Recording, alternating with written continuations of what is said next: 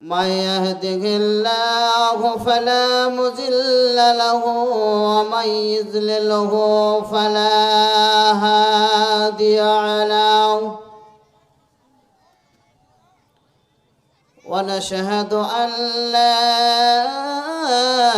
إله إلا الله وحده لا شريك له وأشهد أن محمدًا عبده ورسوله أما بعد فإن أصدق الحديث كتاب الله وخير الهدي هدي محمد صلى الله عليه وسلم وشر الأمور محدثاتها وكل محدثة بدعة وكل بدعة ضلالة وكل ضلالة في النار.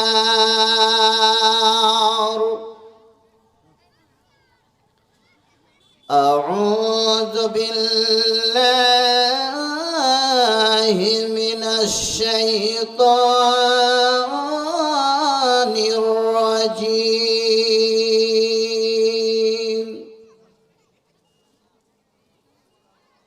بسم الله الرحمن الرحيم.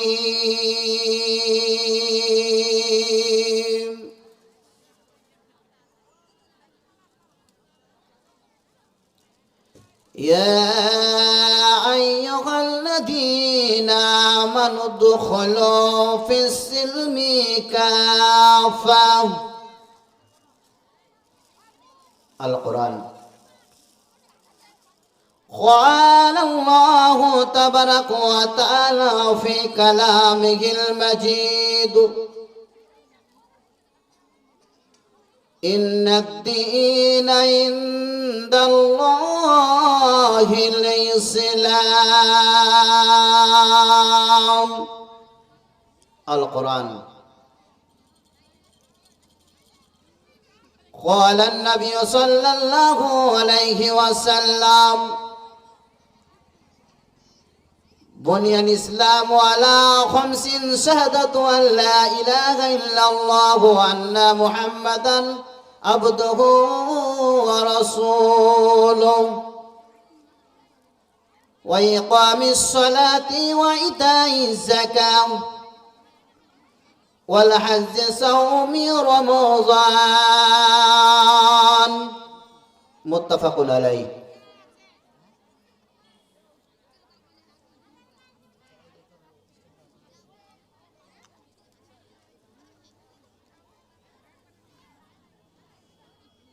আমার নবীর সাথে কারো তুলনা হয়নি, হবে না, হতে পারে না। আমার নবীর সাথে কারো তুলনা, আমার নবীর সাথে কারো তুলনা হয়নি, হবে না, হতে পারে না। আমার নবীর সাথে কারো তুলনা। হায়রে তুলনা তো দূরের কথা, ছায়াও মিলে না। হায়রে তুলনা তো দূরের কথা, ছায়াও মিলে না। হয়নি, হবে না, হতে পারে না। আমার নবীর সাথে কারো তুলনা হয়নি, হবে না, হতে পারে না। আমার নবীর সাথে কারো তুলনা। সকল নবী রাসূল ছিলেন আল্লাহর দেওয়ানা। দুই নয়নে দেখব প্রভু ছিল তামান্না। সকল নবী রাসূল ছিলেন আল্লাহর দেওয়ানা।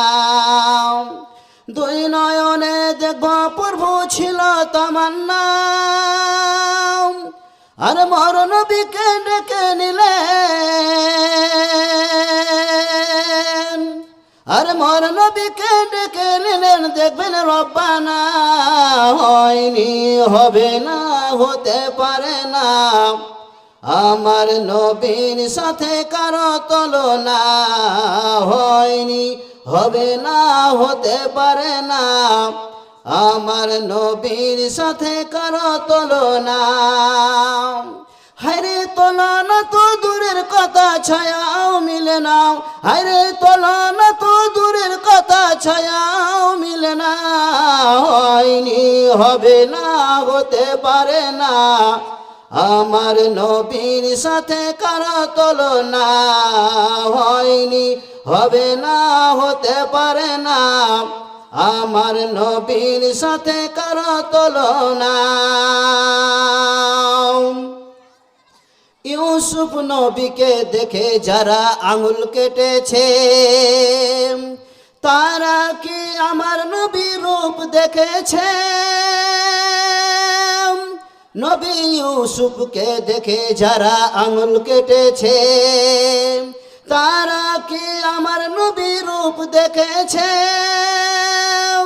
আর দেখতো যদি কেটে দিত, আর দেখতো যদি কেটে দিত কলিজাখানা। হয়নি, হবে না, হতে পারে না, আমার নবীর সাথে কারো তুলনা। হয়নি, হবে না, হতে পারে না, আমার নবীর সাথে কারো তুলনা। যার সানে আল্লাহ তাআলা করলেন ঘোষণা, খলকে আজিম আবার শাহে মদিনা। যার সানে আল্লাহ তাআলা করলেন ঘোষণা, খলকে আজিম আবার শাহে মদিনা। আরে উম্মত উম্মতি ছাড়া, আরে উম্মত উম্মতি ছাড়া নবী কিছুই বুঝলেন না। হয়নি, হবে না, হতে পারে না, আমার নবীর সাথে কারো তুলনা। হয়নি, হবে না, হতে পারে না, আমার নবীর সাথে কারো তুলনা।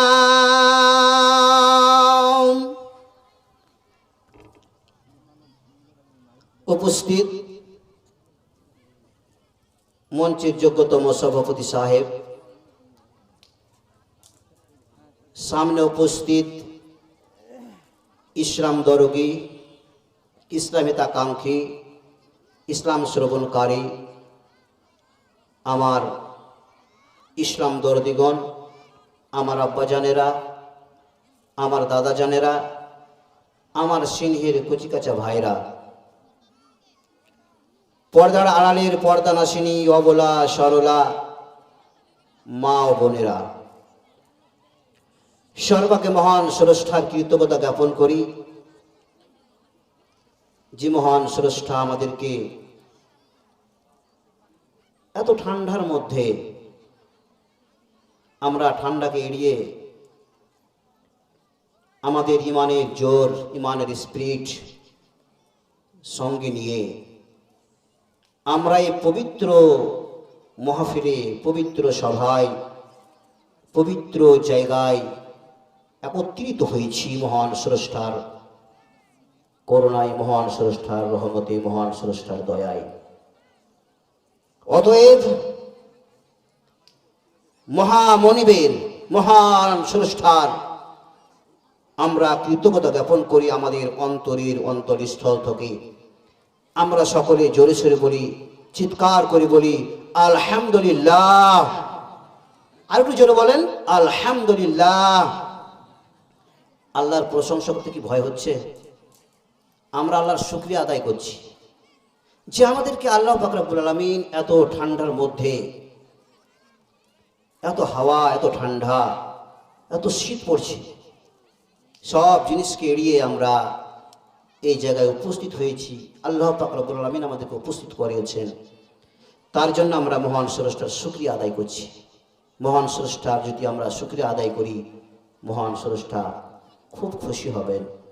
আরেকবার আমরা আমাদের অন্তরস্থল থেকে মহান স্রষ্টার কৃতজ্ঞতা জ্ঞাপন করি। আমরা জোরে সোরে বলি আলহামদুলিল্লাহ।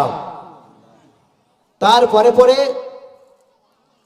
আমাদের ধর্মের গুরু, ধর্মের নেতা মা আমিনা লাল মরুর দুলাল আকায়ে মাওলা নাবে কুলের শিরোমণি আহমদ মুস্তাফা মুহাম্মদ মুস্তাফা, সকলে বলুন সাল্লাল্লাহু আলাইহি ওয়াসাল্লাম। তিনার উপরে শত সহস্র দুরূদ ও শান্তির ধারা বর্ষিত হোক। আল্লাহুম্মা সাল্লি আলাইহি আল্লাহুম্মা বারিক আলাইহি ওয়া সাল্লিম ওয়া তাসলিম। একটু মাইকের আওয়াজটা হালকা করলে ভালো হয়, ভারী হচ্ছে, মানে প্রেসার দিয়ে কথা বলতে হচ্ছে। কথা বলবো, মাইক আগে কথা বলবে। মনে হচ্ছে মানে আজকের তো প্রোগ্রাম নয়, আমাদের ডেলি প্রোগ্রাম করতে হয়। হ্যাঁ, যদি আজকে দম শেষ করে দিই, দম ফাটিয়ে দিই, তো কাল কি করবো? আবার কালকে কি করা যাবে? আপনারা তো আবার ছাড়বেন না যদি বক্তব্য না দিতে পারি। যা হোক, এই যে মাইকের আওয়াজটাকে হালকা করুন, ফ্রি করেন। মাইক ম্যানকে বলা হচ্ছে মাইকের আওয়াজটা একটু ফ্রি করেন, ভারী যেন না থাকে। আমার আগে যেন মাইক কথা বলে। ইসলাম দর্দিগণ, আমি আজকে আপনাদের সম্মুখে বিষয়বস্তু রাখবো ইসলাম কি, ইসলাম কাকে বলে, ইসলামের গুরুত্ব কি, ইসলাম কিসের জন্য দেওয়া হয়েছে, আল্লাহ পাক রব্বুল আলামিন ইসলাম কিসের জন্য দিয়েছেন। আমাদেরকে প্রথমত জানতে হবে ইসলামের অর্থটা কি। আমরা প্রথমত জানি যে ইসলামের অর্থ হচ্ছে শান্তি। আমাদের একটা ধারণা আছে, সঠিক ধারণা, ইসলাম মানে শান্তি। ইসলামের অর্থ হচ্ছে, আরেক নাম হচ্ছে জানা, গবেষণা করা, রিসার্চ করা। ইসলামের আরেক অর্থ। ইসলাম সম্বন্ধে যদি আমাদের ধারণা না থাকে, চেতনা না থাকে, ইসলাম সম্বন্ধে যদি আমরা গবেষণা না করি, ইসলাম সম্বন্ধে যদি আমরা না জানি, আমাদের যদি ধারণা না থাকে, তবে আমরা বুঝতে পারবো না ইসলামটা জিনিসটা কি, ইসলাম কিসের জন্য আল্লাহ পাক রব্বুল আলামিন দিয়েছেন, এই দিন, এই বিধান, এই ধর্ম কিসের জন্য দিয়েছেন। তার জন্য বলা হয়েছে ইসলামের আরেক অর্থ হচ্ছে জানা। ইসলামের মধ্যে যদি আমরা থাকি, ইসলাম এই বিধানকে, এই ধর্মকে যদি আমরা মানি, আমাদের লাভ কি রয়েছে? আমাদের লাভ আছে না ক্ষতি আছে? আল্লাহ পাক রব্বুল আলামিন কালামে পাকের মধ্যে বলেছেন, ঘোষণা করে দিয়েছেন ইসলাম জিনিসটা কি, ইসলামের মধ্যে কিভাবে থাকতে হবে, ইসলামের মধ্যে কিভাবে দীক্ষিত হয়ে থাকতে হবে। আল্লাহ পাক রব্বুল আলামিন শিখিয়ে দিয়েছেন কিভাবে ইসলামের মধ্যে দীক্ষিত হবে। প্রথমত আমাদেরকে ইসলামের মধ্যে আমাদেরকে আগে দীক্ষিত হতে হবে, পুরোপুরিভাবে দীক্ষিত হতে হবে। যদি আমরা ইসলামের মধ্যে পুরোপুরিভাবে দীক্ষিত না হই, তবে আমরা ইসলাম সম্বন্ধে আমাদের ধারণা আসবে না, ইসলাম সম্বন্ধে আমরা জানতে পারবো না। ইসলাম এমন একটি জিনিস, মুফাসসিরগণেরা ব্যাখ্যা করেছেন, ইসলামকে একটি মানে গাছ বলা হয়েছে। ইসলাম হচ্ছে একটি গাছ, ফলদায়ক গাছ, যে গাছে ফল দেয়। ইসলামের মধ্যে সব জিনিস আছে। ইসলাম নামক এই গাছটির ছায়ার তলে যে ব্যক্তি আসবে, সে ছায়াও পাবে এবং ফলও পাবে। ইসলাম এমন একটি গ্রাউন্ড, ইসলাম এমন একটি গ্রাউন্ড বলা হয়েছে। ইসলামের মধ্যে কে দীক্ষিত হতে পারবে, কার অ্যালাউ আছে, ইসলাম কাকে সাপোর্ট করে, কোন ব্যক্তিকে সাপোর্ট করে কে ইসলামের মধ্যে দীক্ষিত হতে পারবে। একটি খেলার গ্রাউন্ড রয়েছে, ফিল্ড রয়েছে, সেই জায়গায় কে প্রবেশ করবে? খেলোয়াড়রা, যারা প্লেয়ার্স রয়েছে, যারা টিকিট কেটে খেলা দেখবে, ওরা প্রবেশ করতে পারবে। তাছাড়া অন্য ব্যক্তি কেউ প্রবেশ করতে, সেই খেলার গ্রাউন্ডে, খেলার ফিল্ডে প্রবেশ করতে পারবে না।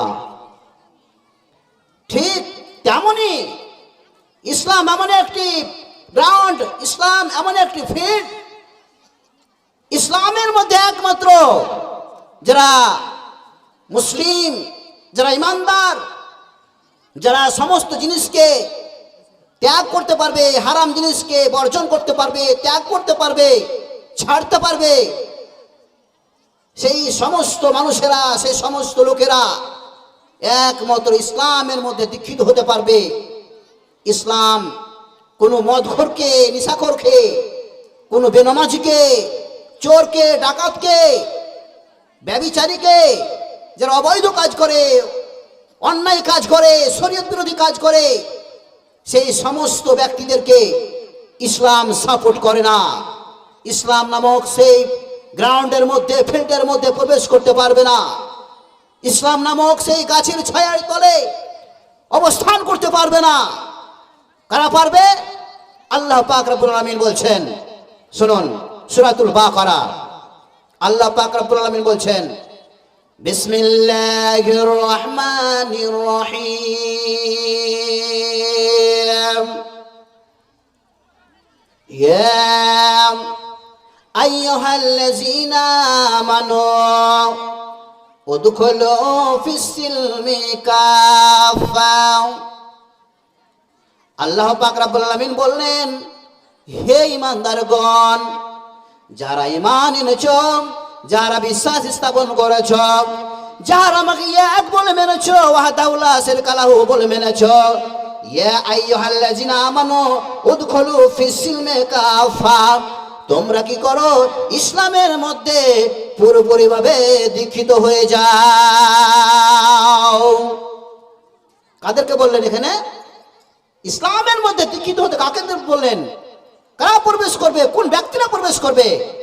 এখানে কোনো মদখোরের কথা বললেন না, এখানে কোনো জুয়াখোরের কথা বললেন না, এখানে কোনো চোরের কথা বললেন না, ডাকাতের কথা বললেন না, সেই স্বৈরাচারের কথা বললেন না।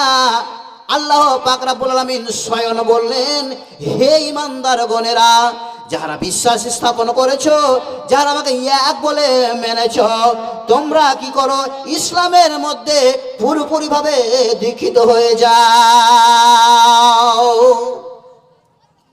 ঈমানদারদের কথা বললেন আল্লাহ, যিনারা ঈমানদার রয়েছেন, মুমিন ব্যক্তি রয়েছেন, যিনারা খোদা ভীরুতা রয়েছেন, আল্লাহকে মানেন, আল্লাহকে ডাকেন, আল্লাহর কৃতজ্ঞতা জ্ঞাপন করেন, আল্লাহর জিকির আজকার করেন, আল্লাহ সম্বন্ধে ধারণা রাখেন, দ্বীন সম্বন্ধে ধারণা রাখেন, ইসলাম সম্বন্ধে ধারণা রাখেন, কোরআন সম্বন্ধে ধারণা রাখেন, নবীর সুন্নাত মেনে চলেন, নবীর সুন্নাত অনুযায়ী চলেন, এই সমস্ত ব্যক্তিদেরকে আল্লাহ পাক রব্বুল আলামিন বললেন, তোমরা ইসলামের মধ্যে পুরোপুরিভাবে দীক্ষিত হয়ে যাও, পঙ্খানুরূপে দীক্ষিত হয়ে যাও। কোনো মদখোর প্রবেশ করতে পারবে না, জুয়াখোর প্রবেশ করতে পারবে না, ব্যভিচারী প্রবেশ করতে পারবে না, অন্যায়কারী প্রবেশ করতে পারবে না। ইসলামের মধ্যে তাদের কোনো রকমের সাপোর্ট নেই, ইয়ালাও নেই, তারা কোনো রকমের দীক্ষিত হতে পারবে না। ইসলাম দরদেগণ, কিসের জন্য কোনো বেনামাজি ইসলামের মধ্যে দীক্ষিত হতে পারবে না? কোনো চোর, ডাকাত, ব্যভিচারী, অন্যায়কারী, অবৈধ কাজ যারা করে, তারা কোনো ইসলামের মধ্যে দীক্ষিত হতে পারবে না। আল্লাহ পাক রব্বুল আলামিন আবার বললেন, অন্যত্রে বলেছেন, কালামে পাকের মধ্যে বলেছেন, আউযু বিল্লাহি মিনাশ শাইতানির রাজিম, ইন্নাদ-দীনা ইনদাল্লাহিল ইসলাম। আল্লাহ পাক রব্বুল আলামিন বললেন, এই দিনুল ইসলাম, এই দিন হচ্ছে আমার মনোনীত দিন, এই ধর্ম হচ্ছে আমার মনোনীত ধর্ম, এই দিন হচ্ছে আমার পছন্দনীয় দিন, এই ধর্ম হচ্ছে আমার পছন্দনীয় ধর্ম।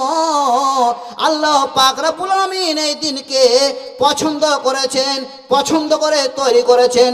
এই দিন অন্যের দিন নয়, কাউরির মন গড়ানো দিন নয়, যে দিনের মধ্যে মন গড়ানো কথা করবে, মন গড়া জিনিস নিয়ে এই দিনের মধ্যে অতিবাহিত করবে, নিজের মন গড়া জিনিস নিয়ে ইসলামকে নিয়ে ছিনিমিনি করবে, এই ধর্মকে নিয়ে ছিনিমিনি করবে, তারা মন মতন ইসলামের মধ্যে চলাফেরা করবে, মন গড়ানো কথা নিয়ে ইসলামের মধ্যে তারা চলবে না। না, এই ইসলাম হচ্ছে, এই দিন হচ্ছে আল্লাহ পাক রব্বুল আলামিনের মনোনীত ধর্ম। ইন্না দীনা ইনদাল্লাহিল ইসলাম, এই ইসলাম হচ্ছে আমার মনোনীত ধর্ম, আমার মনোনীত দিন। এই দিনকে আমি আল্লাহ স্বয়ং তৈরি করেছি, আমি বানিয়েছি, এই দিন আমার, আমি তৈরি করেছি। অতএব এই দিনের মধ্যে দীক্ষিত হবে কে, দিনের মধ্যে প্রবেশ করবে কে, এই দিনের মধ্যে অটুট কে থাকবে, ঐক্যবদ্ধ হয়ে কে থাকবে, আল্লাহর দিনকে রুজুকে কে ধরে থাকবে, আঁকড়ে ধরে থাকবে, যিনারা ইমানদার রয়েছেন, যিনারা পরেজগার রয়েছেন, যিনারা মুত্তাকি রয়েছেন, এই সমস্ত লোকেরা একমাত্র এই দিনের মধ্যে অটুট থাকবে, ইস্তেকামাত থাকবে, অটল হয়ে দাঁড়িয়ে থাকবে, শক্ত হয়ে দাঁড়িয়ে থাকবে, মজবুত হয়ে দাঁড়িয়ে থাকবে। অন্য কেউ দাঁড়িয়ে থাকতে পারে না, অন্য কেউ ইসলামের মধ্যে দীক্ষিত হতে পারে না। স্বয়ং যিনারা ইমানদার রয়েছেন, মুমিন রয়েছেন, ওই ব্যক্তিরা একমাত্র ইসলামের মধ্যে দীক্ষিত হবে। ইসলাম দর্দিগণ, আজ ইসলামকে আমরা ঘরে শুয়ে থেকে থেকে পেয়েছি। ইসলামের জন্য নবীজি বাড়ি ছেড়েছেন, দেশ ছেড়েছেন, বাড়িতে ত্যাগ করেছেন, সাহাবীরা শহীদ হয়েছেন, সাহাবীরা বাড়ি ছেড়েছেন, দেশ ছেড়েছেন, একমাত্র ইসলামকে পাওয়ার জন্য, ইসলামকে পাওয়ার জন্য, ইসলামকে টিকিয়ে রাখার জন্য, একমাত্র এই দিনকে বাঁচার জন্য নবীজি আমার দেশ ছেড়েছেন, বাড়ি ছেড়েছেন, জমি জায়গা ছেড়েছেন। আল্লাহ পাক রব্বুল আলামিনের নবী সেই জন্মভূমি ছেড়ে মদিনায় গিয়েছিলেন, যেতে হয়েছিল নবীজিকে। শুধু তাই নয়, ইসলাম দর্দিগণ আমার, আমাদের সকলের জানা আছে, আমরা সবাই অবগত, এই ইসলামকে প্রচার করার জন্য, ইসলামকে বিস্তার করার জন্য, এই ইসলামকে টিকে রাখার জন্য কিভাবে ইসলাম প্রচার হবে, কিভাবে আল্লাহর দিন প্রচার হবে, কিভাবে আল্লাহর সেই গ্রন্থ যে বাণী দিয়েছেন, এই কোরআনের বাণী কিভাবে প্রচার হবে, ইসলাম একের পর এক, দিনের পর দিন কিভাবে বিস্তার হবে, প্রচার হবে। নবীজি আমার কি করলেন, তিনি তয়েফের ভূমিতে গেলেন এই দিনকে বিস্তার করার জন্য, দিনের আলো উজ্জ্বল করার জন্য, দিনকে মানে প্রচার করার জন্য, ইসলামকে টিকে রাখার জন্য, ইসলামকে কায়েম করার জন্য। বিশ্ব নবী, দয়ার নবী, নবী মুহাম্মদ, সকলে বলুন সাল্লাল্লাহু আলাইহি ওয়াসাল্লাম, তিনি কি করলেন, সেই তায়েফবাসীকে, তায়েফদের লোকদেরকে, তায়েফবাসীদের মাঝে, তায়েফবাসীদের কাছে গিয়ে নবীজি আমার দিনের দাওয়াত দিতে লাগলেন। সেই তায়েফবাসীরা কি করলো, সেই তায়েফবাসীরা কি করলো, নবীজির উপরে অন্যায় করলো, নবীজির উপরে জুলুম করলো, নবীজিকে কষ্ট দিল। নবীজি গিয়েছিলেন দিনের দাওয়াত দেওয়ার জন্য, নবীজি গিয়েছিলেন দিন প্রচার করার জন্য, নবীজি গিয়েছিলেন দিনকে প্রচার করার জন্য, দিনের বাতি জ্বালাবার জন্য, যাতে করে তায়েফবাসীরা কোন রকমের যেন জাহেল হয়ে না থাকে, অজ্ঞ হয়ে না থাকে, দিন সম্বন্ধে যেন তাদের ধারণা থাকে, তারা যেন জানতে পারে ইসলাম, তারা যেন জানতে পারে আল্লাহ, তারা যেন জানতে পারে কোরআন, তারা যেন দিন ধর্ম শরীয়ত সম্বন্ধে যেন জানতে পারে। আল্লাহ পাক রব্বুল আলামিন যে একটা বিধান দিয়েছেন, ধর্ম দিয়েছেন, ইসলাম দিয়েছেন, এই ইসলাম সম্বন্ধে যেন তাদের চেতনা আসে, তাদের যেন জ্ঞান আসে, তারা যেন জানতে পারে। এই জন্য বিশ্ব নবী, দয়ার নবী তায়েফের ভূমিতে গেলেন। তায়েফবাসীরা কি করলো, একের পর এক, একের পর এক তারা কি করতে লাগলো, জুলুম করতে লাগলো, অন্যায় অত্যাচার করতে লাগলো, অন্যায় করলো, এমন ভাবে অন্যায় করেছিল, নবীজিকে এমন ভাবে অন্যায় করেছিল, নবীজির প্রতি জুলুম করেছিল, নবীজির প্রতি অন্যায় অত্যাচার করেছিল, নবীজিকে এমন ভাবে কষ্ট দিয়েছিল।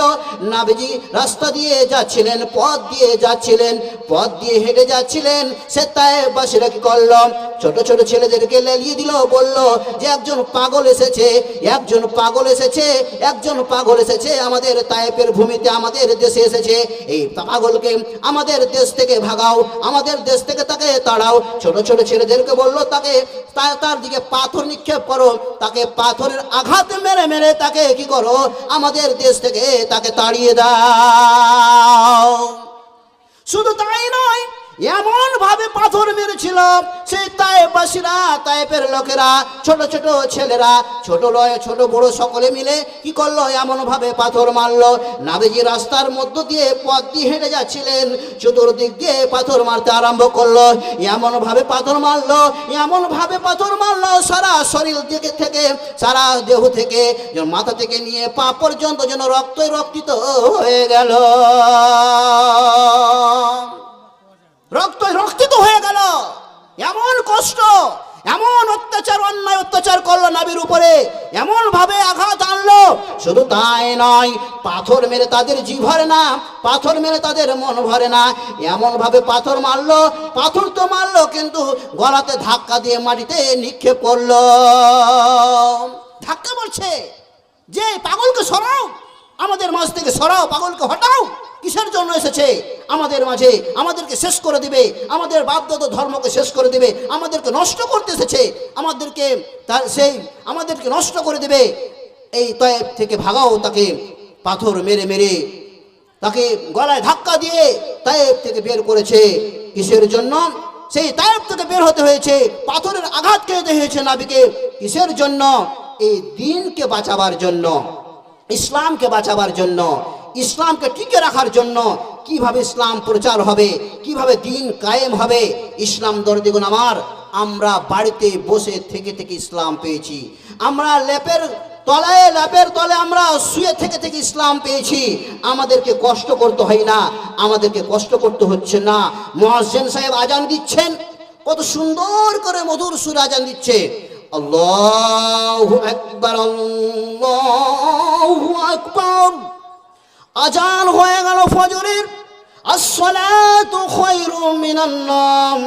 এইভাবে মুয়াজ্জিন সাহেব আজান দিয়ে দিলেন, আমরা লাফের তলে শুয়ে রয়ে গেলাম, ছেলে মেয়ে নিয়ে, সন্তান সন্ততি নিয়ে আমরা শুয়ে গেলাম, পরিজন স্ত্রী নিয়ে শুয়ে থেকে গেলাম। আহারে এত ঠান্ডা, কি করে নামাজ পড়বো? মুয়াজ্জিনের কোনো কাজ নেই, মুয়াজ্জিনের কোনো দরকার নেই, তাকে আমরা পয়সা দিচ্ছি, তাকে আমরা বেতন দিচ্ছি, তার জন্য আজান দিচ্ছে। আর দরকার নেই, তাকে তো পয়সা দিয়ে রেখেছি, টাকা দিয়ে রেখেছি, তার কাজ সেই করবে, তার কাজ সে করে যাবে, বেতন দিয়ে রেখেছি, সে বেতন ভুক্ত, বেতন পাবে, আজান দিবে, তাতে কোনো রকমের কোনো আমাদের দরকার নেই। আজান দিচ্ছে দেখ, আমরা নামাজ পড়তে যাব না, সালাত কায়েম করতে যাব না। মুয়াজ্জিন সাহেব যখন বলেন আসসালাম তু খায়রুম মিনান নাওম, এইভাবে যখন আজান দিয়ে দিল, আমাদের কর্ণকুহরে যখন পৌঁছে গেল, আমরা ল্যাপখানা নিয়ে আরো ভালোভাবে মুখকে ঢেকে আমরা শুয়ে গেলাম। শয়তান তখন বলে, ওরে আল্লাহর বান্দা, ওরে হতভাগা বান্দা, শুয়ে যা, শুয়ে যা, মুয়াজ্জিনের কোনো কাজ নেই, মুয়াজ্জিন আজান দিবে, মুয়াজ্জিনকে তুই বেতন দিস, তুই ঘুমিয়ে যা, তোকে নামাজ পড়তে হবে না, তোর মুয়াজ্জিন নামাজ পড়লে হয়ে যাবে, মুলবি সাহেব নামাজ পড়লে হয়ে যাবে, মাওলানা সাহেব নামাজ পড়লে হয়ে যাবে, তোর নামাজের দরকার নাই, মুলবি সাহেবকে পারা যাচ্ছে না, পারা যাবে না, ওকে পারা যাবে না। যতই রকমের আমি বুদ্ধি করি না কেন, কৌশল করি না কেন, মুলবি সাহেবকে পারা যাবে না, মুয়াজ্জিন সাহেবকে পারা যাবে না। ওরে আল্লাহর বান্দা হতভাগা, তুই শুয়ে থেকে যা, তোকে নামাজ পড়তে হবে না। এমন ভাবে আপনার শরীরে হাত বোলায়, এমন ভাবে আদর করিয়ে কি করে সে শয়তান ঘুম পাড়িয়ে দেয়, শয়তান ঘুম দিয়ে দেয়।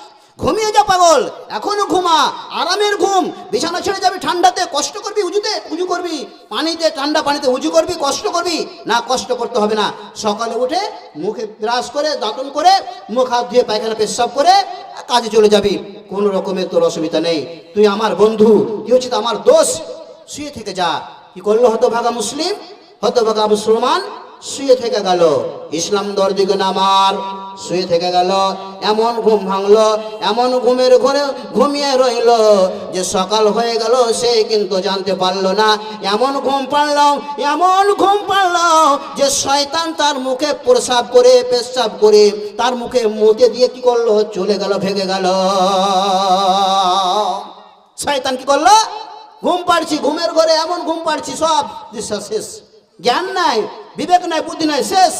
কোথায় আছি জানি না। শয়তান কি করলো? মুখে পেশাব করে দিল। আর পেশাব গট গট গট গট করে গিলে খেলাম, কিছু খেলাম আর কিছু মুখ দিয়ে মানে আপনার কষা দিয়ে বয়ে যাচ্ছে। আর তখন ঘুমের ঘরে একবারে কি করি, তখন মুখ মুছি এভাবে আর এভাবে, তখন মুখ মুছি, তখন মনে হচ্ছে লাল, আমরা কি বলি এটা লালা পড়ে গেল। ওটা লালা নয়, এটা হচ্ছে শয়তানের প্রসাব, এটা হচ্ছে শয়তানের পেশাব। শয়তান কি করলো? আপনাদের আমাদের যারা আমরা নামাজ পড়ি না, আমরা শুয়ে থেকে যাই, সকাল করে দিয়ে ঘুম পাড়তে পারতে পেশাব করে চলে যায় শয়তান আমাদের মুখে। কত সুন্দর ইসলাম দরদি গুণ আমার। আমরা ইসলামকে বাড়িতে শুয়ে থেকে থেকে পেয়েছি। নবীজি আমার কষ্ট করেছেন, সাহাবারা কষ্ট করেছেন। হাদিস শুনুন, বিশ্বনবীর সাহাবাদের হাদিস শুনুন। হযরত খাব্বাব বিন আরত রাদিয়াল্লাহু তাআলা আনহু বলেন, বুখারী শরীফের হাদিস, বিশ্বনবীকে বললেন, ইয়া রাসূলুল্লাহ, ইয়া হাবিবাল্লাহ, আল্লাহর নবী গো, আমরা আর সহ্য করতে পারছি না ওই মক্কার কাফেরদের অন্যায় অত্যাচার, মক্কার কাফেরদের জুলুম অত্যাচার আর সহ্য করতে পারছি না, সহ্য করা যায় না। আপনি কি আমাদের জন্য আর দোয়া করেন না? আপনি কি আমাদের জন্য কোন রকমের কি আল্লাহর কাছে দোয়া করেন না? আল্লাহর কাছে কি প্রার্থনা করেন না? আল্লাহ নবী একটু আমাদের জন্য দোয়া করেন। আর মক্কার কাফেরদের, মুশরিকদের আর অন্যায় অত্যাচার সহ্য করা যাচ্ছে না। কিসের জন্য? কিসের জন্য মক্কার কাফেররা, সেই মুশরিকরা কিসের জন্য অন্যায় অত্যাচার করতো সাহাবাদের উপরে? এই দ্বীনকে মানার জন্য, দ্বীন মানত তার জন্য। আল্লাহর নবীর সেই আল্লাহর দ্বীন এবং নবীর কথা মতো চলতো তার জন্য সেই সাহাবারা ইসলামের মধ্যে দীক্ষিত হয়েছিল। সমস্ত অন্যায় কাজকে বর্জন করে ছেড়ে দিয়ে ইসলামের মধ্যে দীক্ষিত হয়েছিল। তার জন্য মক্কার কুফারেরা, মক্কার মুশরিকরা কি করেছিল? সেই সাহাবাদের উপরে অন্যায় অত্যাচার করেছিল, অন্যায় অত্যাচার করত। এই কষ্ট, এই জুলুম, অন্যায় অত্যাচার সহ্য করতে পারতো না। সহ্য করতে না পারার কারণে বিশ্বনবীকে বললেন, হযরত খাব্বাব বিন আরত রাদিয়াল্লাহু তাআলা আনহু, আল্লাহর নবী আপনি একটু আমাদের জন্য দোয়া করে দেন, একটু আমাদের জন্য দোয়া করুন। বিশ্বনবী, দয়ার নবী, দয়ার কান্ডারি বললেন, ও খাব্বাব, শুনো শুনো, তোমাদের পূর্বের যুগের যে লোকেরা তারা দিন মানছিল, তারা দিন মানতে গিয়ে তাদের প্রতি অন্যায় অত্যাচার হয়েছিল। তাদের যুগে কি করেছিল? অন্যায় অত্যাচার করেছিল, তাদের প্রতি কষ্ট দিয়েছিল, তাদেরকে কি করা হয়েছিল? জীবিত তাদেরকে আড়ি দিয়ে ফাড়া হয়েছিল, তাদেরকে আড়ি দিয়ে করদ দিয়ে তাদেরকে জীবিত অবস্থায় মাথায় করদ রেখে তাদেরকে ফেলে দুই খণ্ড করে দেওয়া হয়েছিল, টুকরো করে দেওয়া হয়েছিল। শুধু তাই নয়, তাদেরকে মাটিতে জীবিত গেড়ে দেওয়া হতো, তাদেরকে জীবিত গেড়ে দেওয়া হতো, পুঁতে দেওয়া হতো। এমনকি তাদের শরীরের মাংসগুলোকে লোহার চিরুনি দিয়ে ছিঁড়ে ছিঁড়ে তাদের শরীর থেকে মাংসগুলো কি করতো? আলাদা করে দিত, আলাদা করে দিত। তারা এইভাবে তাদের প্রতি অন্যায় অত্যাচার হতো, জুলুম হতো, তাদেরকে কষ্ট দিত। তবুও তারা মুহূর্ত পর্যন্ত, চোখের পলক মারা পর্যন্ত তারা দিন থেকে সরে যাননি। খাব্বাব, বিশ্বনবী বললেন, খাব্বাব ধৈর্য ধারণ করো, সবুর করো, সবুর করো, ধৈর্য ধারণ করো। আল্লাহ পাক রব্বুল আলামিন এই দিনকে আমাদের জন্য কি করবেন? কায়েম করাবেন। এই দিন একদিন কি হবে? কায়েম হবে। ধৈর্য ধারণ করো। বিশ্বনবী বলেন সাহাবে খাব্বাব বিন রাদিয়াল্লাহু তাআলা আনহুকে, ইসলাম দরদি গুণ আমার, এই দিন এত সহজ নয়। ইসলাম কাকে বলে? ইসলাম এত সহজ নয়। ইসলাম মানে শান্তি। শান্তি এমন শান্তি, যদি আমরা ইসলামের মধ্যে দীক্ষিত হয়ে যাই তবে শান্তি। শান্তিটা এমন যে কষ্ট করে এসেছে, সহজে শান্তি আসবে না। শান্তি নিতে হলে আগে আমাকে আপনাকে ইসলামের মধ্যে দীক্ষিত হতে হবে। ইসলাম দরদি গুণ আমার, কোরআনের কথা শুনছেন, হাদিসের কথা শুনছেন, দাঁড়িয়ে কেন? আসেন সামনে, আসেন, দেখো নারা লাগান তো, লিল্লাহি তাকবীর। একটু আসেন না, আসেন, আসেন, কথাটা রাখেন। আমিও দাঁড়াচ্ছি, দাঁড়ান না, দাঁড়ান দেখি, নারায়ে তাকবীর, দাঁড়ান, নারায়ে তাকবীর, একটু দাঁড়ান, সামনে আগে আসেন, পিছনে জায়গা অসুবিধা হচ্ছে, যান, আসেন, আসেন, আসেন, জায়গা। কিয়ামতের দিন ওই আপনার ওই জায়গায় সাক্ষী হবে, এই জায়গায় সাক্ষী হবে, দুই জায়গায় সাক্ষী হবে। আসুন, নাজাতের পথ, আসেন দেখি, সামনের আসেন, ওই পিছনে যে বসে দাঁড়িয়ে আছে ওনাদের জায়গার ব্যবস্থা করে দেন, বসার নেকি পাবেন। হ্যাঁ, সহযোগিতা করেন, নেকি পাবেন, নিজেও নেকি পাবেন এবং বসার যে একটা জায়গা করে দিলেন তার জন্য নেকি পাবেন, ডাবল নেকি পাবেন। লিল্লাহি তাকবীর। মানুষ কই যাই রে দুনিয়া ছাড়িয়া, মসজিদের ওই পালকি আয়না দোলা দাই সাজায়া তারে জনমের লাগিয়া। মানুষ কই যাই রে দুনিয়া ছাড়িয়া, মসজিদের ওই পালকি আয়না দোলা দাই সাজায়া তারে জনমের লাগিয়া। এই বাড়ির লাগিয়া কত করলাম মারামারি, মামলা মোকদ্দমা কইরা খোয়াইলা রে করে। এই বাড়ির লাগিয়া কত করলাম মারামারি, মামলা মোকদ্দমা কইরা খোয়াইলা রে করে। একদিন তুমি যাবে চলে,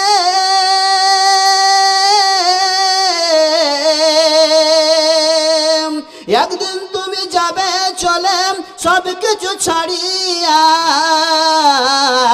মসজিদের ওই পালকি আইনা দোলা দাই সাজায়া তারে জনমের লাগিয়া। মানুষ কই যাই রে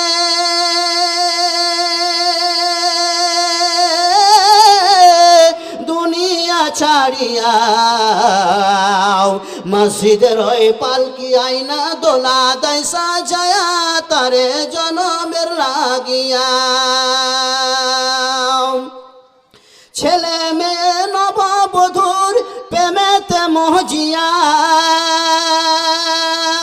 নমাজ রোজা সব খয়লা এই দুনিয়ায় আসিয়া।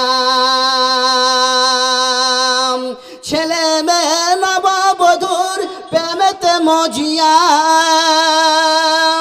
নমাজ রোজা সব খয়লা এই দুনিয়ায় আসিয়া। সেই ছেলের গোসল দিবে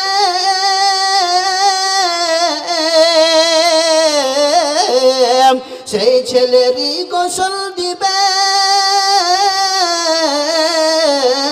মশারি টানাইয়া, মসজিদের ওই পালকি আইনা দোলা দাই সাজায়া তারে জনমের লাগিয়া। মানুষ কই যাই রে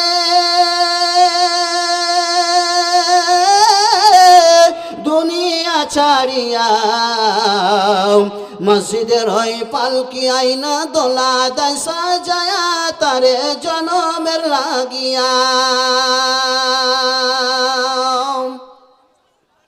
আপনাদেরকে ভালো লাগে নাকি জালসা শুনতে? আপনাদেরকে ভালো লাগে না? আসেন, চলে আসেন। মালদা থেকে এসছি, আসেন না? আপনারা দাওয়াত করেছেন, এসছি, আসেন, একটু কথা রাখেন, নাকি পাবেন। আলেমের কথা রাখলে, আলেমের কথা যদি রাখেন রোজ কিয়ামতের দিন লাভ আছে। বসে শুনুন, একটা ইসলামের যে সভা, একটা সভ্য আছে। আপনি কুটুম বাড়ি গেছেন, আপনাকে বসে যদি দাঁড়িয়ে দাঁড়িয়ে আপনাকে যদি খেতে দিই, কি কেমন লাগবে? আপনাকে ভালো লাগবে কি? ভালো লাগবে না। যে বলবেন বাড়ি গিয়ে সালা গেছিলাম কুটুম বাড়ি, তো কিছু নিয়ম কানুন জানে না, একবারে দাঁড়িয়ে দাঁড়িয়ে খেতে দিচ্ছে। গেলাম তো চাটা মানে প্লেটটা দিল দাঁড়িয়ে, বলবেন কি বলবেন না? হ্যাঁ, আর এত সুন্দর জায়গা করেছে, ব্যবস্থা করেছে আপনাদের সম্মানের জন্য, হ্যাঁ, যাতে করে মানুষ বসবে, স্টেজের মধ্যে বসবে। কত পয়সা খরচ করেছে, দেখুন তো, পরিশ্রম করেছেন। হ্যাঁ, জালসা কমিটিরা কত পরিশ্রম করেছেন যে আমার দূরদূরান্ত হতে মেহমানেরা আসবে, জালসা শুনতে আসবে, আমার ভাইয়েরা আসবে, দাদারা আসবে, মা বোনেরা আসবে, একটা সম্মানের বসার জায়গা করতে হবে। কত সুন্দর সম্মানের জায়গা করেছে, বসার জায়গা করেছে। আর এখানে ওখানে দাঁড়িয়ে আছেন, আসুন সুন্দরভাবে আসুন তো।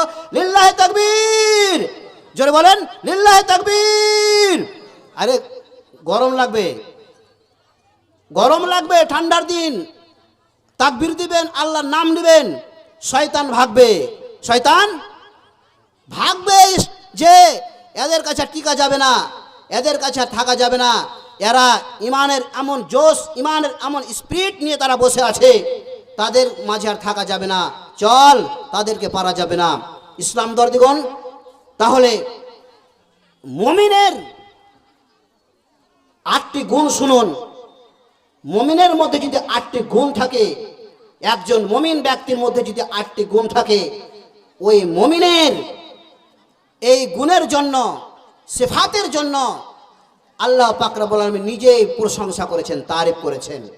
এমনকি সেই মুমিন ব্যক্তির জন্য আল্লাহ পাক রব্বুল আলামিনের সুসংবাদ রয়েছে। কিসের সুসংবাদ? জান্নাতের সুসংবাদ। আল্লাহ পাক রব্বুল আলামিন বললেন, সূরা তওবার মধ্যে ঘোষণা করেছেন, আউযু বিল্লাহি মিনাশ শাইতানির রাজীম, বিসমিল্লাহির রহমানির রহিম। আত্তাবিউনাল আবিদুনাল হামিদুনাস সাইহুনার রাকিউনাস সাজিদুনাল আমিরুনা বিল মা'রুফি ওয়ান্নাহুনা আনিল মুনকার ওয়াল হাফিজুনা লিহুদুদিল্লাহ। আল্লাহ পাক রব্বুল আলামিন বললেন, সূরা তওবার মধ্যে ঘোষণা করেছেন যে আমার মুমিন ব্যক্তি হবে, তাদের মধ্যে 8টি গুণ থাকবে। আমি আল্লাহ সেই মুমিন ব্যক্তির জন্য সুসংবাদ রেখেছি, সেই মুমিন ব্যক্তির জন্য আনন্দের সংবাদ রেখেছি, সেই মুমিন ব্যক্তির জন্য হচ্ছে খুশির সংবাদ, তাদের জন্য হচ্ছে স্বাগতম, তাদের জন্য হচ্ছে ওয়েলকাম, তাদের জন্য হচ্ছে খুশখবরি, যে তারা খুশামদেদ, তাদের জন্য সুসংবাদ রয়েছে। আল্লাহ পাক রব্বুল আলামিন বললেন, আত্তাবিউনা, 1 নম্বর হচ্ছে আত্তাবিউনা, আমার মুমিন ব্যক্তির মধ্যে এই গুণটা থাকবে। সেই যদি কোনো রকমের গুনাহ করে ফেলে, তার দ্বারা যদি কোনো রকমের গুনাহ হয়ে যায়, সে যদি পাপের কাজ করে ফেলে, তার মাধ্যমে তার দ্বারা যদি কোনো রকমের পাপ হয়ে যায়, আমার ওই মুমিন ব্যক্তি কি করবে রে? সঙ্গে সঙ্গে তওবা করবে, সঙ্গে সঙ্গে ক্ষমা চেয়ে নেবে। এটাই থাকবে মুমিনের 1 নম্বর গুণ, 1 নম্বর বৈশিষ্ট্য থাকবে। সেই মুমিন যদি তওবা করে, তওবা করার পরে সঙ্গে সঙ্গে কি করবে? যদি ভুল করে ফেলে, সঙ্গে সঙ্গে তওবা করবে, সঙ্গে সঙ্গে আমি আল্লাহ আমার কাছে ক্ষমা চাইবে, আর আমি আল্লাহ খুশি হয়ে, আনন্দ হয়ে আমি আল্লাহ আমার বান্দাকে ক্ষমা করে দেব। কোন ব্যক্তি যদি গুনাহ করার পর, পাপ করার পর যদি নিজের ভুলটাকে বুঝতে পারে, সে যদি বুঝতে পারে আমার ভুল হয়েছে, আমি পাপের কাজ করেছি, গুনাহের কাজ করেছি, আহারে আমি অন্যায় করেছি, ও গো আল্লাহ যা করেছি এরপরে আর দ্বিতীয়বার আমি কোনো রকমের ভুল করব না, গুনাহ করব না, আমি পাপের কাজ করব না, আমি অন্যায় করব না। ও গো আল্লাহ যা করেছি, ভুল করেছি, আল্লাহ পাক রব্বুল আলামিনের কাছে, আল্লাহ পাক রব্বুল আলামিনের সম্মুখে সারেন্ডার হয়ে যায়, সঙ্গে সঙ্গে ক্ষমা চেয়ে নাই, আল্লাহ পাক রব্বুল আলামিন খুব খুশি হয়ে যান। কোন বান্দা যদি গুনাহ করার পরে যদি আল্লাহর কাছে ক্ষমা চায়, আল্লাহ খুব খুশি হয়, আল্লাহ খুব খুশি হয়, আনন্দ হয়ে যান। আহারে কেমন আনন্দ হন, আনন্দটা কেমন, কি ধরনের আনন্দ! আহারে একজন, আমি বুঝাতে চাইছি আল্লাহ পাক রব্বুল আলামিন কি ধরনের আনন্দ ভোগ করেন, কেমন খুশি হন। আল্লাহ পাক রব্বুল আলামিন কিভাবে খুশি হন, কেমন খুশি হন, আমি এই জিনিসটা বোঝাতে চাইছি। একটি হাদিস রয়েছে, বিশ্বনবী নবী মুহাম্মদ সাল্লাল্লাহু আলাইহি সাল্লাম বলেছেন, হাদিসের মধ্যে রয়েছে, একজন মুসাফির কি করেছে? সফরে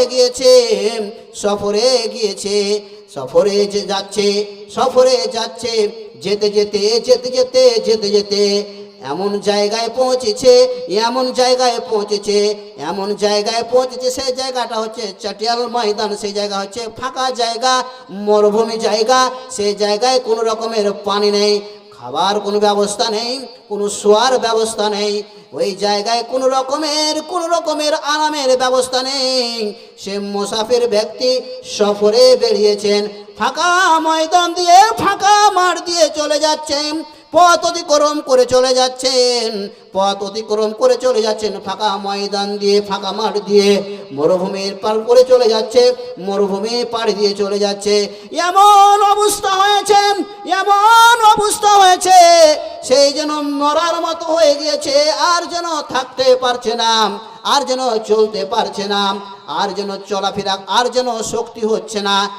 ইসলাম দরদিগণ, আমার বাপজানেরা, মা বোনেরা, ভালোভাবে শুনুন। আল্লাহ পাক রব্বুল আলামিন কিভাবে খুশি হন, কেমন খুশি হন, কি ধরনের খুশি হন। যে ব্যক্তি তওবা করে, তওবা করার পরে আল্লাহ পাক রব্বুল আলামিন সে ব্যক্তির তওবাকে কবুল করার পরে আল্লাহ পাক রব্বুল আলামিন অত্যন্ত খুশি হন, খুব খুশি হন। শুনুন, একজন মুসাফির ব্যক্তি সেই চাটিয়াল ময়দান দিয়ে মরুভূমি পাড়ি দিয়ে চলে যাচ্ছে, আর সহ্য হচ্ছে না, আর তিনি পারছেন না, আর পথ অতিক্রম করতে পারছেন না। বিশ্রাম নেওয়ার জন্য, আরাম নেওয়ার জন্য কি করলেন, একটি গাছের নিচে, গাছের তলায় কি করলেন, সেই তার কি করলো, উটকে বেঁধে দিল, সে তার ঘোড়াকে বেঁধে দিল, গাছের নিচে বেঁধে দিলেন। বেঁধে দেওয়ার পরে সে ব্যক্তি কি করলেন, তার সওয়ারিকে কি করলেন, তার আরোহীকে কি করলেন, গাছের ছায়ার গাছের নিচে বেঁধে দেওয়ার পরে সে ব্যক্তি শুয়ে পড়লেন। এমন শুয়েছেন, এমন ঘুম এসেছে সে ব্যক্তিকে, এমন ঘুম এসেছে, তিনি ক্লান্ত হয়ে গিয়েছে। ক্লান্ত যখন দূর হয়ে গেছে, তার শরীরে যখন আরাম এসেছে, তার শরীর যখন সুস্থ হয়েছে, ঘুম ভেঙে যাওয়ার পরে, সুস্থ হয়ে যাওয়ার পরে ঘুম থেকে উঠছে তো তার সেই আরোহী, তার সওয়ারি কিন্তু পারছে নেই। কেন? সেই সওয়ারির উপরে তার খাবারের ব্যবস্থা ছিল, খাবারের আসবাবপত্র ছিল, জলের ব্যবস্থা ছিল। সেই কি করেছে, সওয়ারি কোথায় যে গিয়েছে কোনো খোঁজ নেই, কোনো খবর নেই। আর ইসলাম দরদিগণ আমার, আবার সেই খোঁজ করার জন্য সেই মুসাফির কি করলো, তিনি যেতে আরম্ভ করলেন। আর বলছে, আমি আর বাঁচতে পারবো না, আমি তো খাবার ক্ষুধার তাড়নায় আমি মরে যাব, আমি আর বেঁচে থাকতে পারবো না, আমাকে আজ বুঝি এখানেই মরতে হবে, এই মরুভূমিতেই মরতে হবে, আমি আর বাঁচতে পারবো না। এভাবে সেই সওয়ারির, সেই আরোহীর সেই খুঁজে যেতে আরম্ভ করেছেন। সেই মুসাফির খুঁজে পেলেন না, আবার কি করলো, সেই ফাঁকা ময়দানে মরুভূমিতে আবার একটি গাছের ছায়ার নিচে, আবার একটি গাছের তলায় শুয়ে পড়লেন। আমি আর বাঁচতে পারবো না, বুঝি আজ আমার এখানেই মৃত্যু হবে, আমাকে এখানে মৃত্যুবরণ করতে হবে, আমি আর সহ্য করতে পারছি না, ক্ষুধার তাড়না, পিপাসার তাড়না আমি আর সহ্য করতে পারছি না, আমাকে বুঝি এখনই মরতে হবে। ইসলাম দরদিগণ আমার বাবা জানেরা, আব্বা জানেরা, আমার মা বোনেরা, ভালোভাবে বুঝার চেষ্টা করুন, ভালোভাবে বুঝুন। সেই সওয়ারি মুসাফির ব্যক্তি সে গাছের ছায়ার তলে আবার শুয়ে পড়লেন, দ্বিতীয়বার শুয়ে পড়লেন বিশ্রাম নেওয়ার জন্য। তার সেই সওয়ারি খুঁজে পেলেন না, খুঁজে না পাওয়ার কারণে আবার কি করলেন, আরেকটি গাছের নিচে শুয়ে পড়লেন। এমনভাবে শুয়ে পড়লেন, তিনি আর চলতে পারছেন না, বিশ্রাম নেওয়ার জন্য তিনি শুয়ে পড়লেন। যখন তার শরীরে কি আসলো, তৃপ্তি আসলো, তার শরীরে যখন আরাম আসলো, তার কষ্টটা যখন দূর হলো, তিনি যখন ঘুম পাড়লেন, ঘুম পাড়ার পর উঠছেন, দেখছেন যে তার সওয়ারি তার পাশে দাঁড়িয়ে আছে, তার সওয়ারি তার পাশে দাঁড়িয়ে আছে। সেই ব্যক্তি সেই সওয়ারির লাগামটা সেই চট করে ধরে নিয়ে কি করলো, ধরে নেওয়ার পরে এমন আনন্দ হলো, এমন খুশি হলো, এমন আনন্দ হলো, আনন্দের চোটে সে পাগল হয়ে গিয়েছে, আনন্দের চোটে তার হুঁশ হারিয়ে গিয়েছে, আনন্দের চোটে তার জ্ঞান কিন্তু সে হারিয়ে ফেলেছে। আহারে, সেই ব্যক্তি কি বলছে দেখেন, সে ব্যক্তি কি বলছে শুনুন, এমন কথা বলছেন, খুশি হয়ে, আনন্দ হয়ে হুঁশ হারিয়ে দিয়েছে, জ্ঞান হারিয়ে দিয়েছে।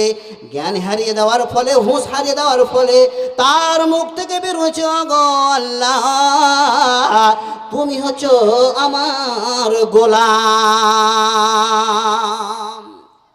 তুমি হচ্ছে আমার গোলাম। ও গো আল্লাহ, তুমি হচ্ছে আমার গোলাম, আর আমি হচ্ছি তোমার রব। আমি হচ্ছি তোমার প্রভু আর তুমি হচ্ছে আমার গোলাম। এমনভাবে খুশিতে পাগল হয়েছে, এমনভাবে খুশিতে দেওয়ানা হয়েছে, সেই ব্যক্তি, মুসাফির ব্যক্তি তার হুঁশকে হারিয়ে দিয়েছে। টিকে থাকতে পারলেন না, এক অবস্থায় থাকতে পারলেন না। সেই ব্যক্তি কথাকে উলট পালট ভাবে বলেছেন। মা বোনেরা আমার, একটু চলে আসেন, সামনে জায়গা আছে, চলে আসেন। মা বোনের পিছুদের বসার জায়গা করে দেন, সুযোগ করে দেন, দাঁড়িয়ে আছেন একটু। হ্যাঁ, একটু বলেন না, কমিটিদেরকে বলেন, এগুলো মানে বক্তব্যের মাধ্যমে মানে ডিস্টার্ব দেওয়া, কি বলবো না বলে ছেদ হারিয়ে যাবে। একটু গিয়ে কমিটিতে তো আছেন, ভলেন্টিয়ার্স নেই, ওদেরকে বলেন বুঝে সুঝে বসাবে। হ্যাঁ, যিনারা দাঁড়িয়ে আছেন ওনারা তো মানে আল্লাহর রহমতে ভদ্রলোক, সভ্য, আর যিনারা বসে আছেন অভদ্র। যিনারা বসে আছেন অভদ্র, আর যিনারা দাঁড়িয়ে আছেন ভদ্র। মাশাআল্লাহ। যাও, মনে দুঃখ নেবেন না। কিসের জন্য বলছি, মালদা থেকে দেখেছেন, দাওয়াত করে ডেকেছেন যে মাওলানা সাহেবের মুখ থেকে দুটো বক্তব্য শুনবো। এগুলো শুনেননি? জুমাতে মাওলানা সাহেব বলেন না যে নামাজ পড়তে হবে, রোজা রাখতে হবে, হজ করতে হবে, জাকাত দিতে হবে, চুরি করতে হবে না, জেনা করতে হবে না, ব্যভিচার করতে হবে না, রাহাজানি করতে হবে না, পরের মালকে দাবি খেতে হবে না, অন্যায় অত্যাচার করতে হবে না, মা বোনেরা পর্দা করে চলবে, বেহায়াপনা হয়ে চলবে না, পর্দাশীল হয়ে চলবে, বরখা পরে চলবে, মাথায় কাপড় দিয়ে চলবে। মৌলভী সাহেব আপনার মসজিদের, আপনার গ্রামের ইমাম সাহেব বলেননি? সব বলেছেন। ইসলাম সম্বন্ধে বলেননি কোনোদিন? কুরবানি সম্বন্ধে বলেনি? রোজা সম্বন্ধে বলেনি নাকি? সব বলে আছে, সব বলেছেন, সব শুনেছি। কিন্তু আমরা কি করেছি? জালসার আয়োজন করেছি, যে দূর থেকে মাওলানা সাহেব নিয়ে আসবো, বড় বড় বক্তা সাহেবদেরকে নিয়ে আসবো, দিয়ে তাদের মুখ থেকে শুনবো। মাওলানা সাহেবের মুখ থেকে তো শুনছি, গ্রামের মুড়ি সাহেবের মুখ থেকে শুনছি, কিন্তু একটু নতুন পুরাতন করব। এটাই তো, আর না কিছু নিয়ে এসে আর ঈদগাহটা বানাবো, মসজিদ বানাবো, মাদ্রাসা বানাবো, একটু কালেকশনের ব্যাপার আছে। হ্যাঁ, আমাদের গ্রামের মুড়ি সাহেবকে তো দিবে না কেন? পরিচিত মুলবি সাহেব জুম্মাতে তো বলছে, তাদের হাতে তো দিবে না। বিদেশ থেকে নিয়ে আসবো, বাইরে থেকে নিয়ে আসবো, মালদা থেকে নিয়ে আসবো, মুর্শিদাবাদ থেকে নিয়ে আসবো, কলকাতা থেকে নিয়ে আসবো, বড় বড় বক্তা নিয়ে আসবো, তাদের হাত দিয়ে কালেকশন করাবো। এই জন্য জালসার আয়োজন করা, তা কিছু নয়, তাছাড়া অন্য কিছু নয়। জালসা করে যে একজন ব্যক্তি নমাজ ধরবে তা নয়। আজ পর্যন্ত জালসা করে কেউ কি নামাজ ধরেছেন? যদি বলে যে হাত উঠান তো, কে কে নামাজ ধরবেন, সবাই হাত উঠিয়ে নেবে, শরমে পড়ে, লজ্জায় পড়ে হাত উঠিয়ে নেবে। মুলবি সাহেবের কথা, বক্তা সাহেবের কথা কেউ অমান্য করতে পারবে না, হাত উঠিয়ে নেবে। এখন যদি বলেন তো, যদি বলি যে ভাই মুসলমান হিসাবে আপনারা হাতটা উঠান তো, কে কে নামাজ পড়বেন, সকল উঠাবেন, কিন্তু উঠাবো না, এটা মিথ্যা বলা হবে। হ্যাঁ, এটা মিথ্যা কথা বলা হবে। আমার সামনে উঠিয়ে নেবেন আর পরে আমল করবেন না। যে ওয়াদা করে, ওয়াদা করার পর যে ভঙ্গ করে, তাকে কি বলা হয়? এটা বলেন তো জোরে সোরে আপনারা। যে ওয়াদা করে, ওয়াদাকে ভঙ্গ করে, তাকে কি বলা হয়? আমি বলবো না, আপনারা বলেন তো কি বলা হয়? মুনাফিক বলা হয়। আর যারা মুনাফিক, যিনারা হচ্ছেন মুনাফিক, যারা ওয়াদা দিয়ে ওয়াদাকে ভঙ্গ করে, সে মুনাফিকের থাকার স্থান কোথায়? একটু চিৎকার করে বলুন তো, কোথায়? কোন জাহান্নাম, ওপরে না নিচে? জাহান্নামের সবচেয়ে তলদেশে নিকৃষ্টতম জাহান্নাম।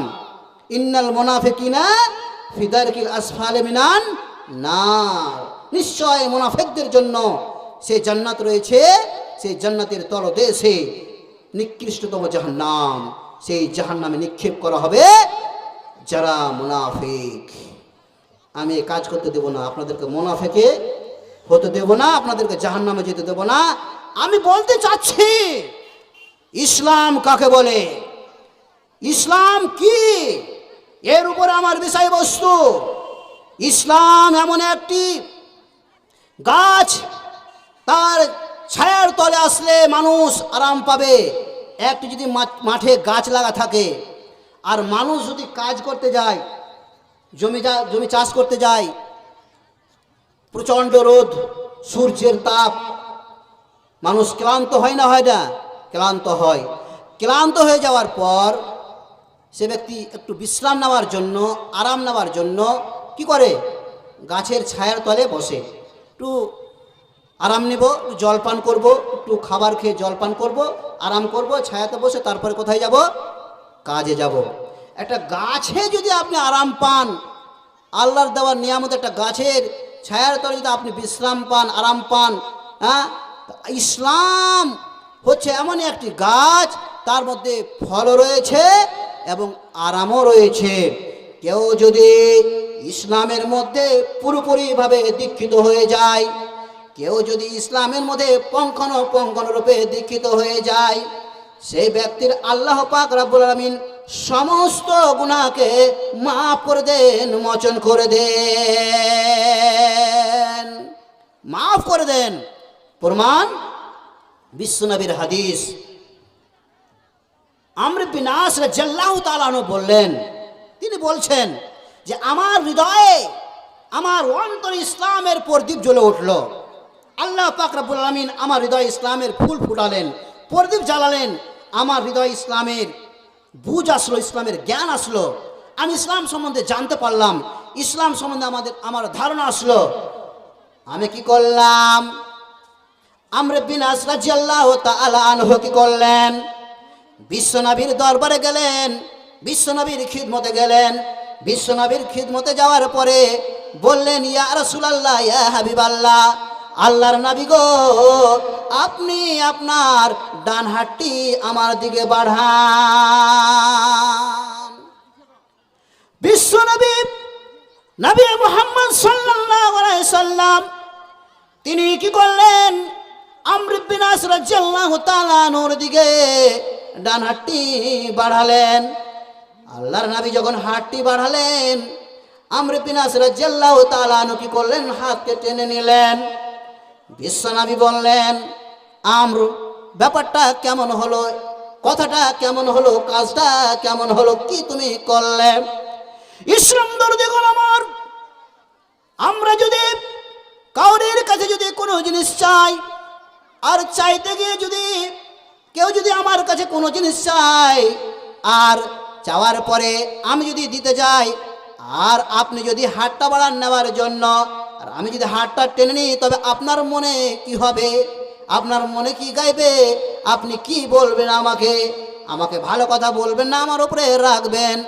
অবশ্যই আপনি কিন্তু আমার উপরে রেগে যাবেন। মৌলভী সাহেব, মাওলানা সাহেব, হুজুর সাহেব, আপনি আমাকে একটি জিনিস দিতে চাইলেন, দেওয়ার পরে আমি যখন নিতে গেলাম, আপনি কি করলেন? আপনার হাতটা কেটে নিলেন। আপনি কিন্তু এটা ঠিক করলেন না, অন্যায় করলেন।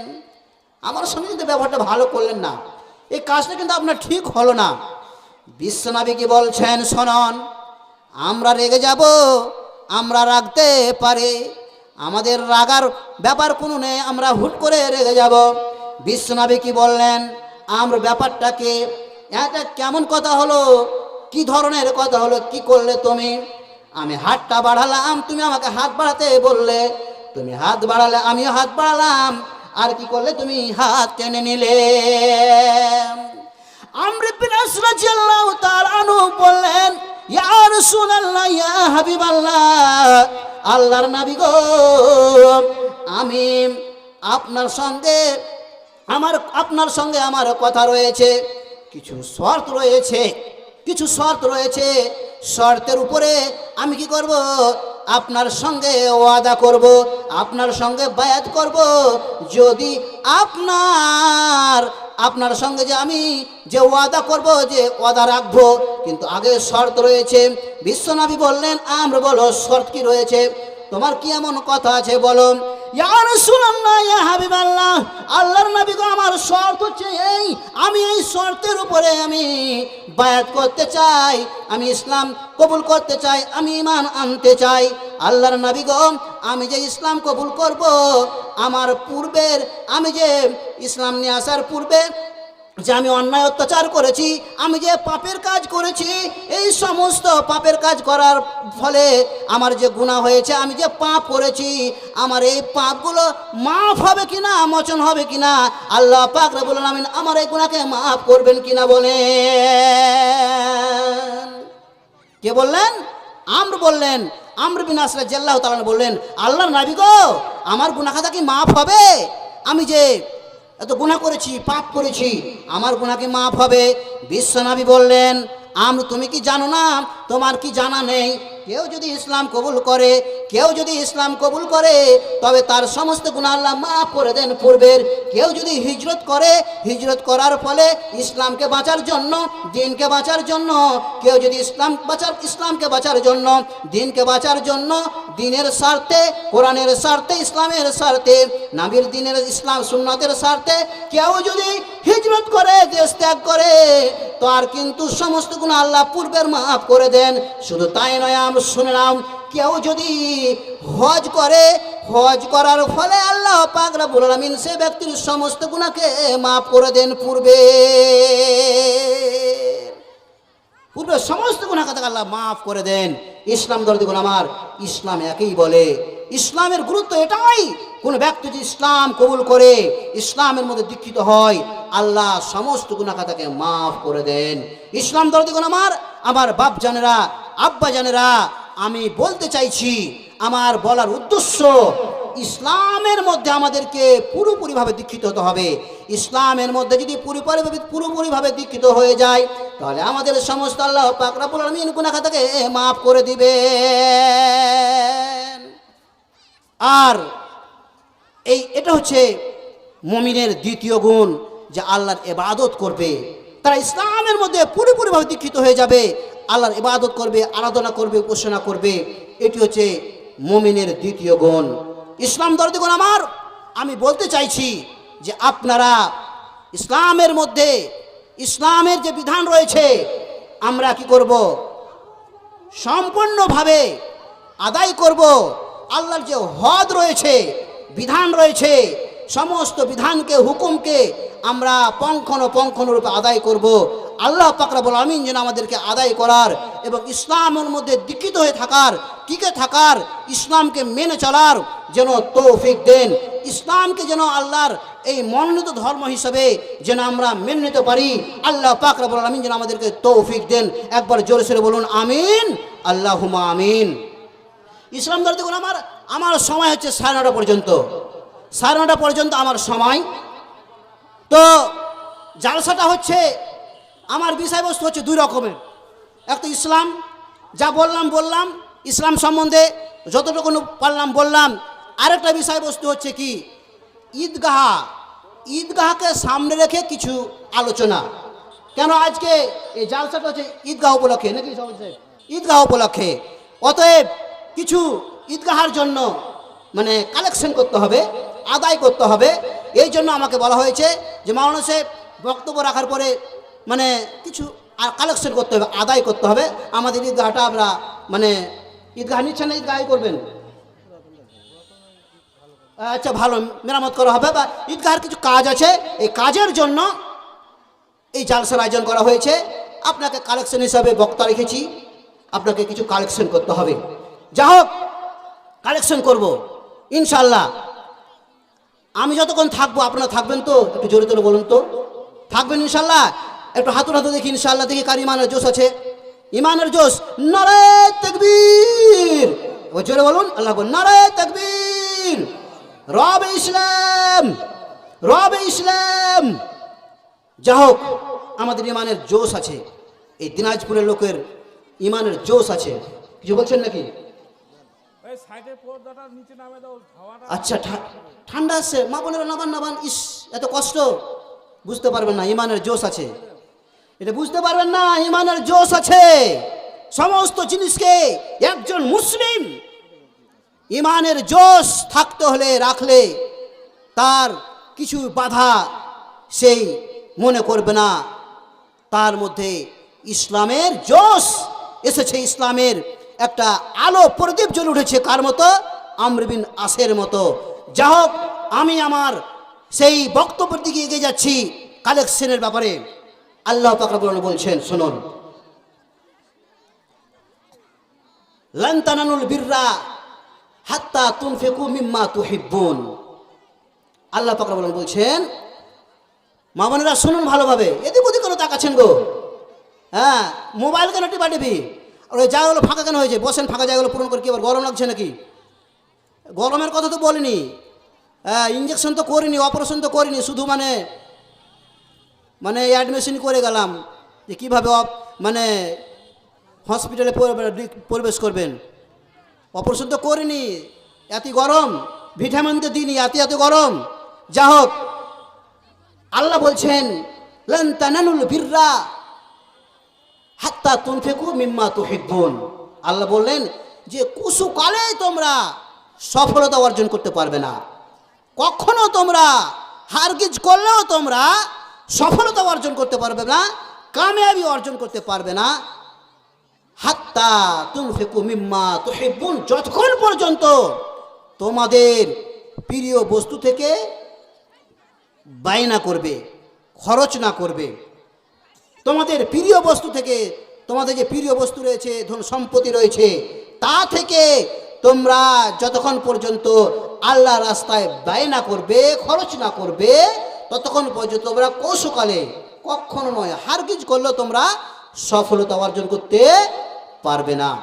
এ আয়াত যখন অবতীর্ণ হলো, বিশ্বনবী যখন সাহাবাদের সম্মুখে ব্যক্ত করলেন, বর্ণনা করলেন, বর্ণনা করার পরে সাহাবীদের মধ্যে কৌতূহল, আর সাহাবীদের একটা মানে একটা ইমানের এমন স্পিরিট ছিল, জোশ ছিল, যখন বিশ্বনবী দয়ার কান্ডারি নবী মুহাম্মদ, সকলে বলুন সাল্লাল্লাহু আলাইহি সাল্লাম, তিনি যখন কোরআনের কোনো আয়াত বলতেন, পেশ করতেন, সঙ্গে সঙ্গে সাহাবারা মেনে নিতেন, মানতে বাধ্য হতেন।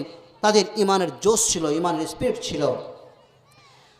আল্লাহ নবীর মুখ থেকে যখন এই আয়াতের বর্ণনা শুনলেন, সাহাবারা খোঁজ করতে লাগলো যে আমাদের মাল থেকে, আমাদের মালের মধ্যে কোনটা হচ্ছে সবচেয়ে প্রিয় বস্তু, কোনটা মাল, কোনটা আল্লাহ রাস্তায় ব্যয় করব, কোনটা আল্লাহ রাস্তায় বিসর্জন দেব, কোনটা আল্লাহ রাস্তায় দান করব, এই খোঁজ করতে আরম্ভ করলো।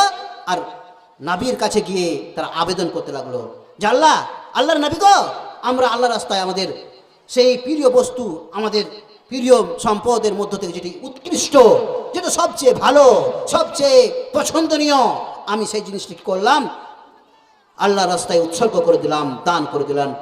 বলুন সুবহানাল্লাহ। সাহাবারা উৎসর্গ করতে আরম্ভ করলেন, দান করতে আরম্ভ করলেন। আপনার আনসারদের মধ্যে, মদিনার আনসারদের মধ্যে সবচেয়ে সম্পদশীল, সবচেয়ে ধনী ব্যক্তি ছিলেন আবু তালহা। আমরা সব অবগত, আমাদের সবারই জানা আছে হাদিসটা, বুখারী মুসলিমের হাদিস।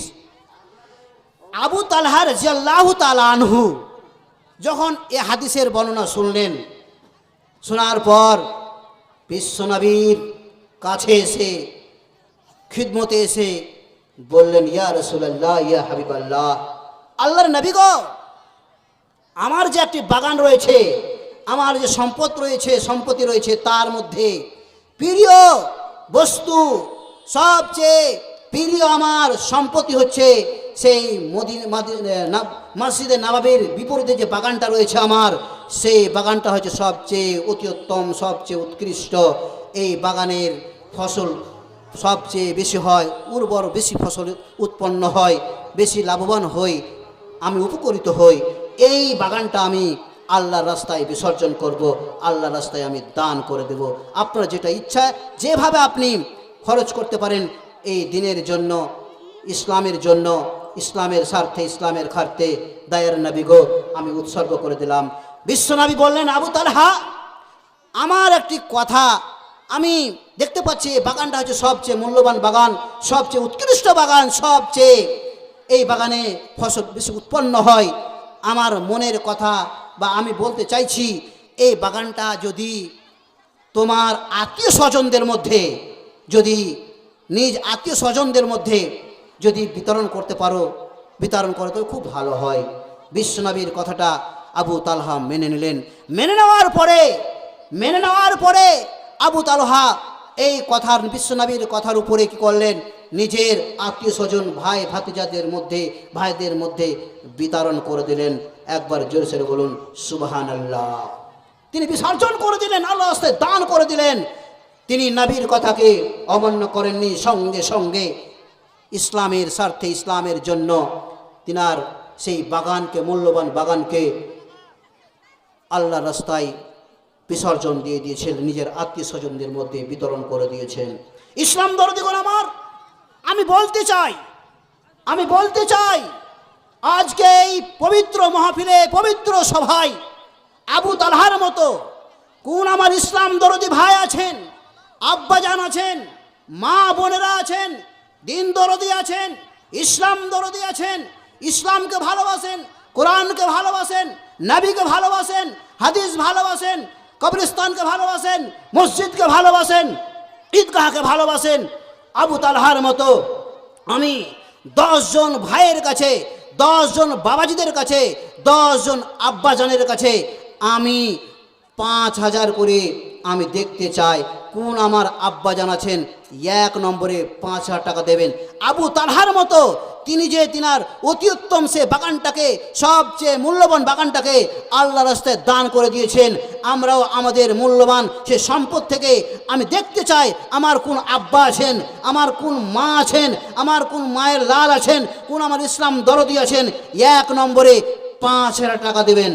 আমি 10 জনের কাছে আবদার করেছি, 100 নেব, 200 নেব, 10, 20 সব নেব, আমি মোসাফা করে নেব, কাউকে বাদ দেব না, সবাইকে নেকির অংশীদার করে দেব। কিন্তু 1 নম্বরে কোন আমার আব্বাজান আছেন, 9:30 বেজে গেলে আমি ছেড়ে দেব, প্রধান বক্তা আসবেন। ইসলাম দরদিগণ, আমার সময় বেশি নাই, আমি সংকীর্ণ সংক্ষিপ্ত সময়ের মধ্যে আমি আপনাদের ইমানের পরীক্ষা চাই, আমি আপনাদের ইমানটা দেখতে চাই, ইমানের মজবুতি দেখতে চাই। কোন আমার আব্বা আছেন 1 নম্বরে 5000 টাকা দেবেন আমার হাতে। কোন আমার আব্বাজান আছেন 5000 টাকা দেবেন আমার হাতে। কোন আমার আব্বা আছেন, কোন আমার দরদি, ইসলাম দরদি আছেন, একটু আগে যাই, একটু মুসাফা হবে। হ্যাঁ, গ্রামে জামাই মাশাআল্লাহ, দেখি 5000 দেখি আবু তালহার মতো, দেখি ইসলামের প্রদীপ নিজের অন্তরে কতটুকু জ্বালিয়ে রেখেছেন আমার আব্বাজান, আমার দাদাজান, ইসলাম দরদিগণ আমার। আমি দেখতে চাই 1 নম্বরে দাতা আমি দেখতে চাই কে আছেন। শুনলাম নাকি গ্রামের জামাই, গ্রামের নাম কি? গ্রামের নাম হ্যাঁ চোখ দিলাল, নতুন নাম, যাক মাশাআল্লাহ। কত আছে? মাশাআল্লাহ মাশাআল্লাহ। আপনার নাম? আসসালামু আলাইকুম। মুসাফা করেন, মুসাফা করেন। মিত আব্বা হলেন, মুসাফা করেন। মিত আব্বা। আমার আব্বা নাম হচ্ছে আফজাল হোসেন। যাক মাশাআল্লাহ, আমার আব্বার নাম হচ্ছে আফজাল হোসেন, মিত আব্বা হয়ে গেল। যাক, নারে তাকবীর। কি ব্যাপার, আমার গলা ভেঙে গেল, আর আপনাদের একটু আল্লাহু আকবার বলতে তো গলা সর উঠে না, জোরে বলেন না, নারে তাকবীর। আমার আফজাল হোসেন মিত আব্বা 5005 টাকা দিয়েছেন নগদ। আল্লাহ রাব্বুল আলামিন দোয়া চেয়েছেন, বাবা মা আত্মীয় স্বজন কেউ যদি কবরবাসী হয়ে থাকে, মাওলা রাব্বুল আলামিন গো তাদেরকে আল্লাহ তুমি জান্নাতবাসী করে দিও। রাব্বুল আলামিন গো তাদের গুনাহ খাতাকে মাফ করে দিও। রাব্বুল আলামিন কেউ যদি বাড়ির অসুস্থ থাকে, মাওলা রাব্বুল আলামিন গো তাদেরকে সুস্থতা দান করো, সুস্থ করে দাও। আল্লাহ গো রুজি রোজগারে বরকত দাও, ব্যবসা বিজনেসে বরকত দাও, কামাইতে বরকত দাও। রাব্বুল আলামিন আফজাল হোসেনকে, আমার মিত আব্বাকে, মিত বাপুকে আল্লাহ নামাজি বানিয়ে দাও, পরেজগার মুত্তাকি বানিয়ে দাও, দিনদারি বানিয়ে দাও। ওগো আল্লাহ রুজি রোজগার বরকত দাও, ব্যবসা বিজনেসে বরকত দাও। আমিন আমিন বিরহমাতিকা ইয়া আরহামার রাহিমিন। কার লাগিয়া এত মায়া, এত চোখের পানি রে মন, কার লাগিয়া এত মায়া, এত চোখের পানি। অন্ধ হবে ভবের বেলা,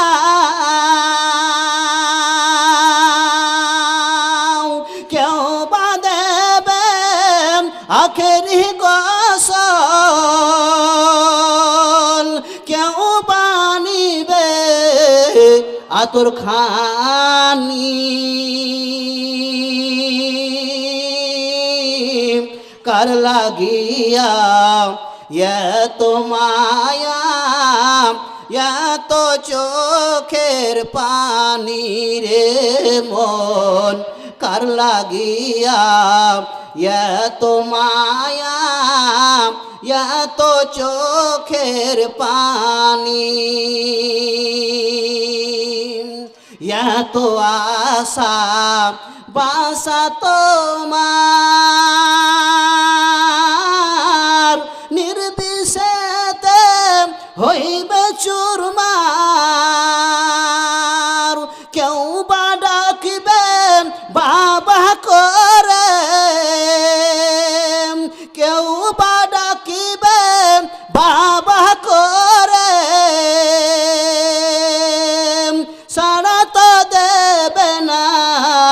জননী